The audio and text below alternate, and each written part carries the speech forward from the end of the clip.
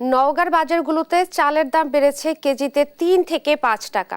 আরো জানাতে সরাসরি যুক্ত হচ্ছেন সহকর্মী কামাল হোসেন। কামাল, ভরা মৌসুমেও চালের দাম কমছে না কেন?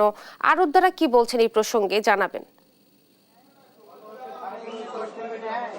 ইশরাত, উত্তরের জেলা নওগাঁয় এখন আমন মৌসুমের ভরা মৌসুম চলছে। আপনি জানেন দেশের শীর্ষস্থানীয় ধান চাল উৎপাদনকারী 3টি জেলার মধ্যে নওগাঁ একটি। নওগাঁয় এইবারে আমন মৌসুমে জেলা কৃষি সম্প্রসারণ অধিদপ্তর তথ্য মতে ১,৯৬,১২৫ হেক্টর জমিতে আমন ধান উৎপাদন হয়েছে এবং এই পরিমাণ জমি থেকে প্রায় ৬,৫৫,০০০ মেট্রিক টন চাল উৎপাদনের লক্ষ্যমাত্রা নির্ধারণ করা হয়েছে। এবং নওগাঁর 3 মৌসুম আউশ আমন বোরো 3 মৌসুম মিলে নওগাঁয় প্রায় ১৭ লক্ষ মেট্রিক টন চাল উৎপাদন হয়ে থাকে।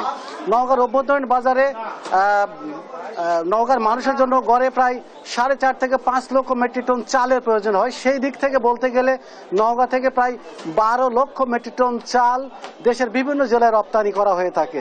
অথচ সেই জেলায় এই ভরা মৌসুমে প্রত্যেক বছরই চালের দাম বা ধানের দাম অনেকটা কমে আসে। অথচ এইবারে ভরা মৌসুম তো বটে, শুরু থেকে চালের দাম বেশ খানিকটা বেশি ছিল, কিন্তু ভরা মৌসুমে এসে আরও বেড়েছে।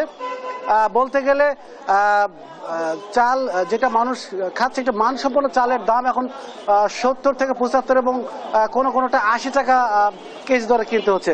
আমি নওগাঁর বেশ কিছু হাটে ঘুরে দেখেছি এবং সেখানে আপনাকে যদি ধানের বাজারের কথা বলি যে বেশ চড়া 38 কেজির মন, যেটা বাংলা মন বলা হয়, এই বাংলা মন স্বর্ণা 5 যেটা সেটা ১৪৫০ টাকা, বিআর ৫১ ১৪০০ টাকা, গুটি স্বর্ণা ১৩৮০ টাকা। এছাড়া পুরাতন জিরা ১৭৫০ থেকে ১৮০০ টাকা, কাটারি যেটা সেটা ১৮০০ থেকে ১৯০০ টাকা প্রতি মন বিক্রি হচ্ছে। আর আপনাকে যদি মোকামের চালের কথা বলি, নওগাঁয় 50 কেজির বস্তা স্বর্ণা ২৭৫০ থেকে ২৮০০ টাকা, বিআর ৫১ একই দাম ২৭৫০ থেকে ২৮০০ টাকা। এছাড়া গুটি স্বর্ণা যেটা সেটা সবচেয়ে কম দাম আছে ২৪০০ টাকা। আর জিরা বিক্রি হচ্ছে ৩৪০০ থেকে ৩৫০০ টাকা, কাটারি বিক্রি হচ্ছে ৩৭০০ থেকে ৩৮০০ টাকা। খুচরা বাজারে আমি একেবারে পৌর বাজারে যেখানে দাঁড়িয়ে আছি আপনাকে দেখানোর চেষ্টা করবো। এই পৌর বাজারে স্বর্ণা 5 বিক্রি হচ্ছে ৫৮ থেকে ৬০ টাকা কেজি দরে এবং একই দামে বিক্রি হচ্ছে বিআর ৫১। গুটি স্বর্ণা বিক্রি হচ্ছে 50 টাকা কেজি দরে। জিরা বিক্রি হচ্ছে ৭০ থেকে ৭৫ টাকা মান ভেদে এবং কাটারি বুক বিক্রি হচ্ছে ৭৫ থেকে ৮০ টাকা কেজি দরে। আমি এই চালের দাম বৃদ্ধির বিষয় নিয়ে আমি ক্রেতা এবং বিক্রেতার সাথে কথা বলেছি। মূলত কৃষকরা যে দাম পাচ্ছে তাতে আপাত দৃষ্টিতে মনে হতে পারে যে দামটি বেশি, কিন্তু আসলে কৃষকরা তাতে খুশি নয়। কারণ কৃষকদের অভিযোগ যে এই নিত্য পণ্যের পাশাপাশি প্রত্যেকটি জিনিসের দাম বেড়েছে, বিশেষ করে শ্রমিকের দাম বেড়েছে, কীটনাশকের দাম বেড়েছে, সারের দাম বেড়েছে, মজুরির দাম বেড়েছে। সব কিছুর দিক বিবেচনায় আসলে এত কিছুর পরেও তাদের খুব একটা টিকছে না এবং তারা চাচ্ছেন যে আরও কিছু বেশি দাম। অন্যদিকে এই দামে চাল কিনতে যে সাধারণ ক্রেতাদের নাভিশ্বাস অবস্থা হচ্ছে। আমি বিক্রেতাদের সাথে কথা বলি, চাল বিক্রেতাদের সাথে কথা বলে দেখেছি, তারা যেটি বলেছেন যে আসলে প্রতিটি জিনিসের দাম বেশি হওয়ার কারণে আসলে এই চালের দামও বৃদ্ধি পাচ্ছে।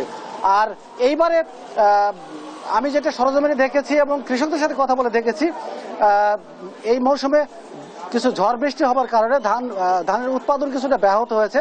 এই ব্যাহত হওয়ার কারণে মূলত ধানের উৎপাদন অনেকটা কম হয়েছে এবং উৎপাদন কম হওয়ার কারণে আসলে বাজারে ধানের সরবরাহ অনেকটা কম। মূলত ধানের সরবরাহ কম হওয়ার কারণে ধানের দামটাও বেশ খানিকটা বেশি বলে মনে করা হচ্ছে। তো এই প্রেক্ষিতে বাজার মনিটরিং করে কোনো কাজে আসছে না। তারপরও ক্রেতা সাধারণ দাবি, শক্ত হাতে বাজার মনিটরিং করা সহ সরকারের করা নজরদারি দাবি করেছেন ক্রেতা সাধারণ। তো নওগাঁ থেকে এই ছিল চালের বাজার নিয়ে আমার কাছে সর্বশেষ তথ্য। ইশরাত, ধন্যবাদ আপনাকে। নওগাঁর চালের বাজার পরিস্থিতি নিয়ে বলছিলেন সহকর্মী কামাল হোসেন।